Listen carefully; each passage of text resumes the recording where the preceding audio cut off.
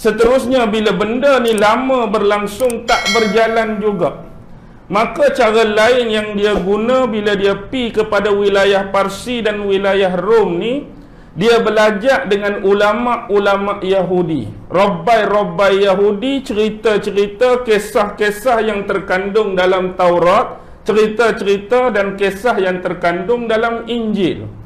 Tapi kita sedar sewaktu Rasulullah dah wujud dan menjadi seorang Nabi dan Rasul, isi-isi dan kandungan Taurat dan Injil bukan lagi asli 100%.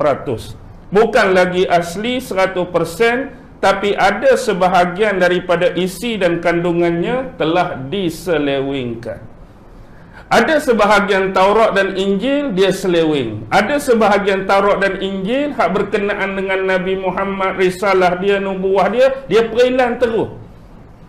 Dia perilan terus ayat-ayat yang banyak berkaitan dengan kehadiran Nabi Muhammad di akhir zaman. Jadi bila dia buat lagu ni, dia mari dekat orang ramai di Mekah, dia bawa cerita-cerita, dia bawa ayat-ayat daripada hasil yang dia cedok, yang dia copy paste daripada kisah-kisah Taurat dan kisah-kisah Injil. Tetapi hal ni pun masih tidak mampu untuk menandingi kisah-kisah dan sejarah yang didatangkan oleh Allah menerusi Al-Quran yang diturunkan kepada Nabi Muhammad sallallahu alaihi wasallam. Baik, tuan-tuan, bila tiga benda utama yang pernah dibuat oleh Nadhr bin Haris, sesungguhnya bila kita memperhatikan manhaj, metod ataupun agenda yang dilakukan oleh musuh-musuh Islam hari ini, musuh-musuh Islam hari ini seolah-olah tiru balik, buat balik apa yang pernah dilakukan oleh Nadhr bin Haris. Maksudnya apa yang kita tengok hari ini cuma berbeza pada pelaku dia. Kalau dulu yang buat kerja ni Nadhr bin Haris, hari ni yang buat kerja ni musuh-musuh agama, musuh-musuh Allah dan musuh Islam yang lain. Hak ni nama lain, zaman ni nama lain, tapi cara dia lebih kurang, perlakuan dia lebih kurang. Baik, kita ambil contoh yang pertama tadi. Hari ini dibanyakkan didatangkan kepada kita cerita-cerita kalau dulu kita sebut sebagai hikayat, kita sebut sebagai dongeng, kita sebut sebagai asatirul awwalin.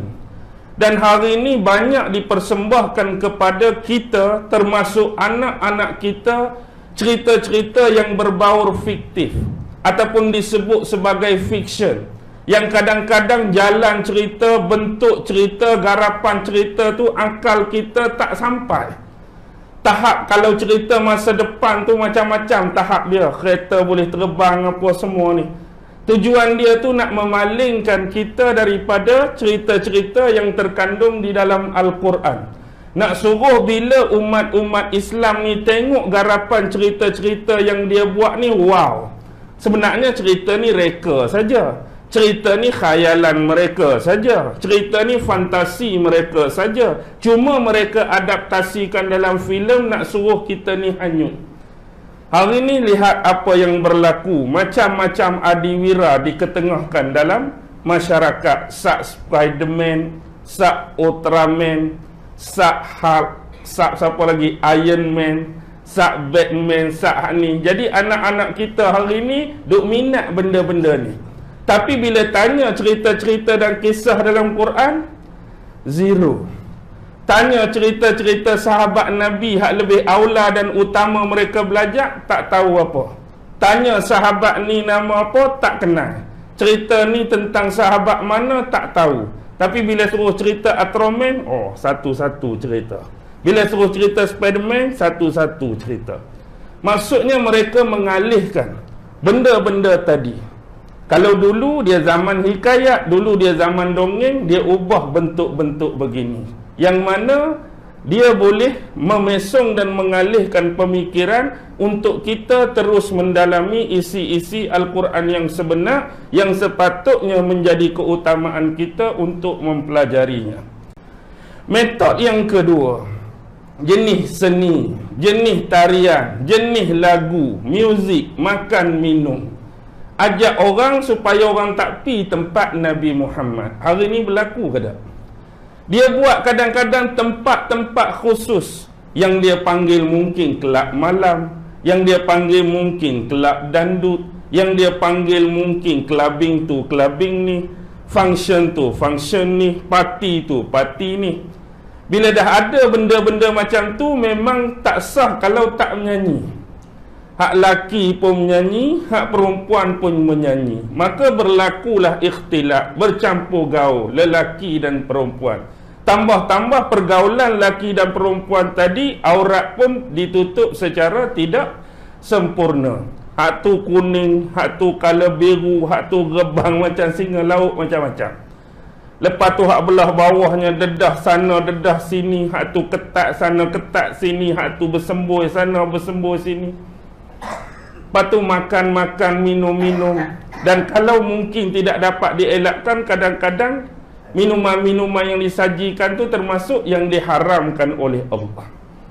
Minuman-minuman keras dan sebagainya. Dan ini berlaku di banyak tempat di dunia ni. Bukan sahaja di tempat-tempat yang didominasi oleh non-Muslim dan orang kafir. Bahkan benda ni dah masuk dalam negara-negara yang dikatakan milik orang Islam. Jadi bila terkena dan terjebak dengan perkara ni, dia akan melekakan manusia, melekakan umat Islam. Yang ketiga, apa yang dia buat ialah mencari cerita-cerita daripada sumber-sumber agama lain. Contoh Taurat, contoh Injil. Walaupun kita tahu dan kita sedar bahawa cerita-cerita dalam Taurat dan Injil ni tak lekang dan tak jauh beza dengan Quran. Taurat nak cerita apa kalau bukan cerita para Nabi? Injil nak cerita apa kalau bukan cerita para Nabi? Tetapi bila berlaku dua benda tu, kita dah jadi tak seronok. Apa dia? Pertama, menghilangkan fakta-fakta penting tentang Nabi Muhammad. Dan yang kedua ialah mengubah isi-isi kandungan dan menyelewengkannya. Sebab tu kadang-kadang ada hukum-hukum yang sebelum ni halal, tiba-tiba sanggup diharamkan oleh mereka. Ada yang sebelum ni Allah haram benda tu, mereka menghalalkan pula benda tadi.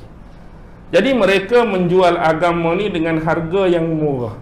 Tambahan pula, kita tahu dulu ni orang yang boleh baca betul-betul kitab Taurat ialah robbai-robbai. Sebab Taurat ni turun bahasa Ibrani. Orang awam-awam biasa tak boleh nak baca kitab tu. Berbeza kita hari ni Quran. Semua orang Islam boleh baca Quran.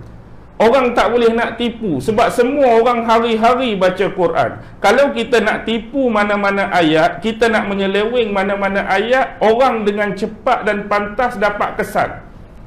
Oi, orang lain pun baca juga ustaz, orang lain pun kaji juga, orang lain pun tengok juga. Hang nak bohong pun agak-agak lah. Orang cepat detect. Tapi hak ni hak boleh bacanya ulama-ulama, orang awam biasa tak baca. Jadi bila mari tanya hukum apa-apa pun ikut keluar mulut dia lah.